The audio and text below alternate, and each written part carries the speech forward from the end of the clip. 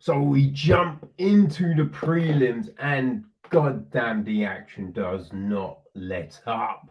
Prelims, we had two more finishes and just two killer fights, right? So we start off with another middleweight clash. It's who we got? Jordan Wright. That's it. Whew. I was trying to think, what's the dude's name? Jordan Wright, the Beverly Hills Ninja, against Bruno Silva. And this fight was crazy. Only went a minute and a half, but it was crazy, people. Wright comes out throwing some real nice kicks, going to the body, going to their head, really just mixing it up nicely, looking fast, looking sharp. Silva using that jab well. You know what I mean? So it's back and forth. It's fast. Now they clinch up, and Wright is landing some really good friggin' knees to the body. Real good knees to the body. But like Louis Smoker last week, as he exits, Silva unloads and cracks Wright with a hook. Now, they've been trading early on, you know what I mean? And both had landed real good shots. And you could see Silva might have a bit more power, but Wright was doing okay. But the hook that Silva lands on Wright coming out of the clinch wobbles Wright. He's on Bambi legs, basically, right? He's on Bambi legs, and Silva just keeps it going.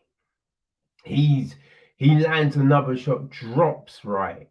Wright's trying to survive, but Silva is just relentless.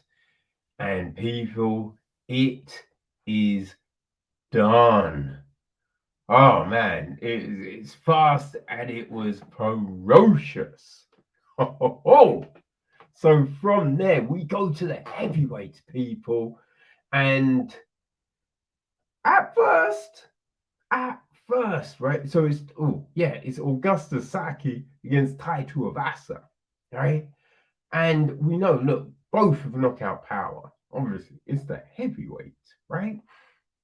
But it opens up, and at first it's very tentative. Very tentative. But then Tuivasa is the one pushing forward, landing the jab well. And you're like, huh. But I feel Saki had the reach advantage, and he has a good jab. We've seen him use the jab. But it's Tuivasa who's coming forward, landing some big shots. Now, Saki starts to move a bit more and do stuff, and you're like, okay. And it kind of ends like that. It's an interesting situation.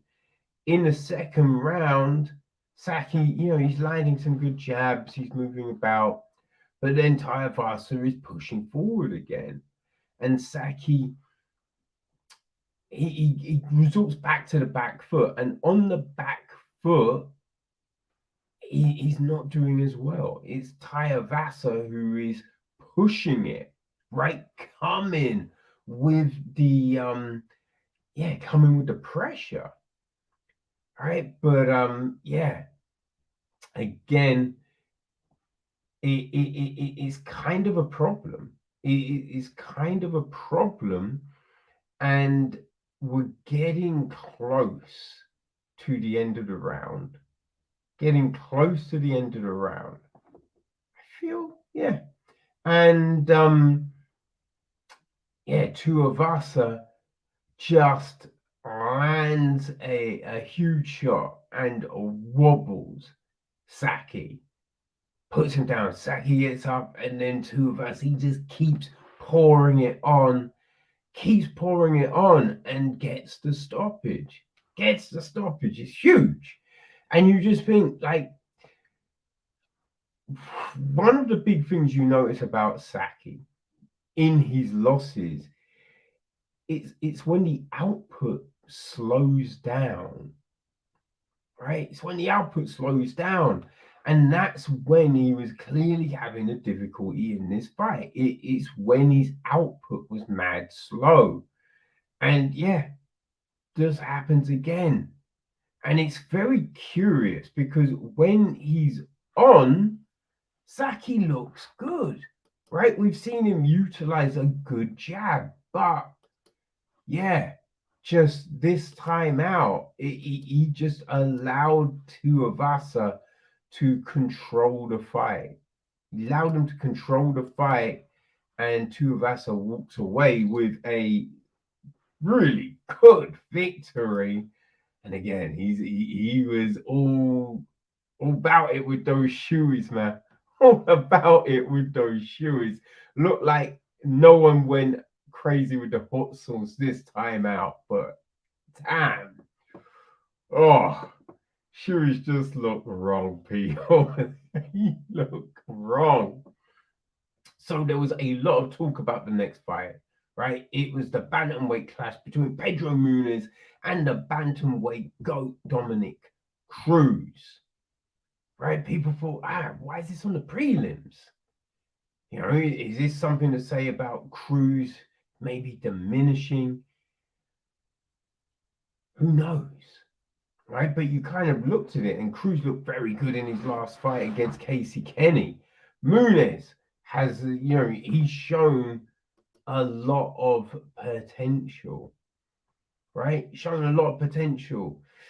And you're just thinking this is going to be a good fight. And straight away, there's a lot of movement. This is a fast fight. So a lot of movement.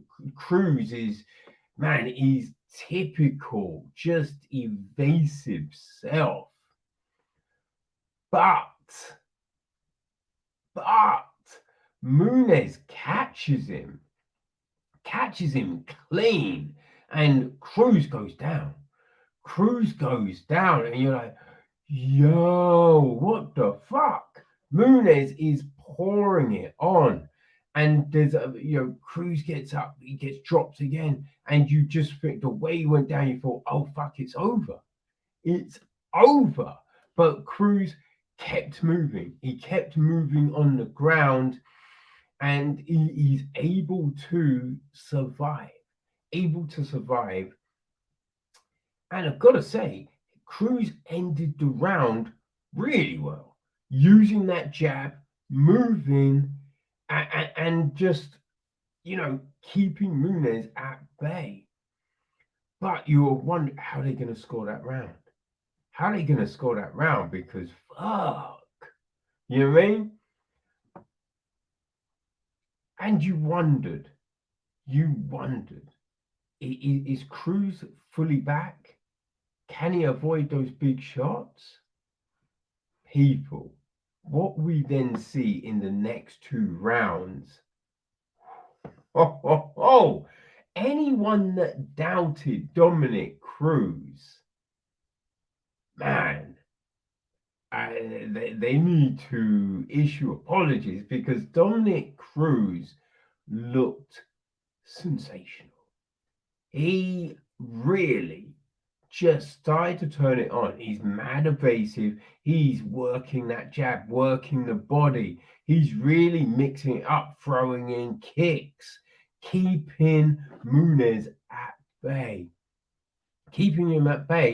And like, not only did he cut Muniz open, but he looks like he stunned Muniz a few times and really just put together long combinations that were working Muniz. Now, props to Muniz for being able to survive.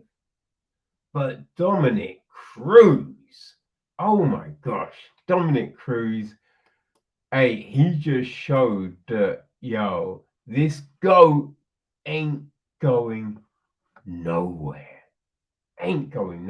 People. And so then we go back up to the featherweight division, and we got Dan Ige against Josh Emmett. This fight. Whew, another great fight. stick and moving, just really coming with volume. Really coming with volume. Now, Emmett just loading up with those big shots, puts him down. But he's up. He's up quick, and he's just getting back to the game plan. But you can see Emmett is looking for those big shots, But Eag being evasive, right, working, keeping to the game plan. He gets a takedown in the second round, right? Now he can't hold Emmett down, but Eag is looking good. Eag is looking good and controls the second round, you feel, right? So you kind of think it's 1-1 going into third. And Emmett, his corner talked to him. He came out and he did, up the tempo. But Eag was still doing his thing, right? Still stick and moving, still working, still with the volume. So when it, fight finished and it went to the judges, kind of thought, oh, it's close. It's definitely close. But I was thinking he takes it 29-28. Now, two judges gave it 29-28 either way. One judge, 30-27 Emmett. And you just like, what? Where the fuck does that one come from? You know what I mean? Like, it was an odd decision, I thought. I thought Eag won that fight. But 29-28, you're like, you know what? It was a close one. It's a close one for sure. 30-27, though, that's a mess, right? People need to talk to that judge and go, yo, what the fuck are you doing? Because that makes no sense. Makes no sense whatsoever. But again, fire fights, man. The prelim was fire.